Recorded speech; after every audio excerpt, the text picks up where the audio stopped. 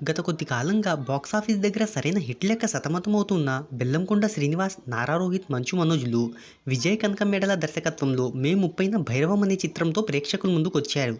అయితే ఈ మూవీ కూడా బాక్సాఫీస్ దగ్గర వసూళ్లను రాబట్టడంలో వెనుకబడిపోయింది. ఇక ఈ మూవీ వివరాలు ఒకసారి చూసుకున్నట్టయితే నటీనటులు, సాంకేతిక నిపుణుల రెమ్యునరేషన్‌తో పాటు ప్రమోషనల్ ఖర్చులు అన్నీ కలుపుకొని ఈ చిత్రాన్ని 35 కోట్ల రూపాయల బడ్జెట్‌తో నిర్మించారు. ఇక ప్రపంచవ్యాప్తంగా 19 కోట్ల రూపాయల థియేట్రికల్ బిజినెస్ జరిగింది.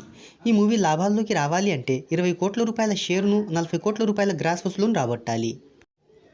ఈ మూవీ డేవిస్ కలెక్షన్ల వివరాలు ఒకసారి చూసుకున్నట్టయితే తొలి రోజు ఇండియాలో 2.6 కోట్లు, రెండవ రోజు 2.4 కోట్లు, మూడవ రోజు 2.4 కోట్లు, నాలుగవ రోజు 1.24 కోట్ల చొప్పున మొత్తం 4 రోజుల్లో 8.65 కోట్ల వసూలను రాబట్టింది.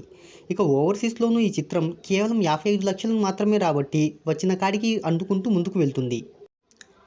ఇక ఈ మూవీ 5వ రోజు కలెక్షన్లు ఒకసారి చూసుకున్నట్టయితే ఓవరాల్గా 13.76% థియేట్రికల్ ఆక్యుపెన్సీని నమోదు చేసుకున్న ఈ చిత్రం 5వ రోజు కేవలం 69 లక్షలను మాత్రమే రాబట్టింది. దీంతో ఈ చిత్రం 5 రోజుల వరకు ఇండియాలో 8.65 కోట్ల నెట్ను, 9.3 కోట్ల గ్రాస్ వసూలును రాబట్టింది. ఇప్పటి వరకు ఈ చిత్రం 5 రోజులకు ప్రపంచవ్యాప్తంగా 10.20 కోట్ల గ్రాస్ వసూలును రాబట్టింది. కానీ ఈ మూవీ బ్రేక్ ఈవెన్ కావాలి అంటే 30 కోట్ల రూపాయల గ్రాస్ వసూలును రాబట్టాలి. ఈ వారం కమల్ హాసన్, మణిరత్నంలా థగ్ లైఫ్ రిలీజ్ కావడంతో గట్టి పోటీ ఎదురయ్యే అవకాశం ఉన్నట్టు ట్రేడ్ వర్గాలు చెప్తున్నాయి. మరి లాంగ్ రన్లో ఈ మూవీ ఎంతవరకు వసూలును రాబడుతుందో చూద్దాం.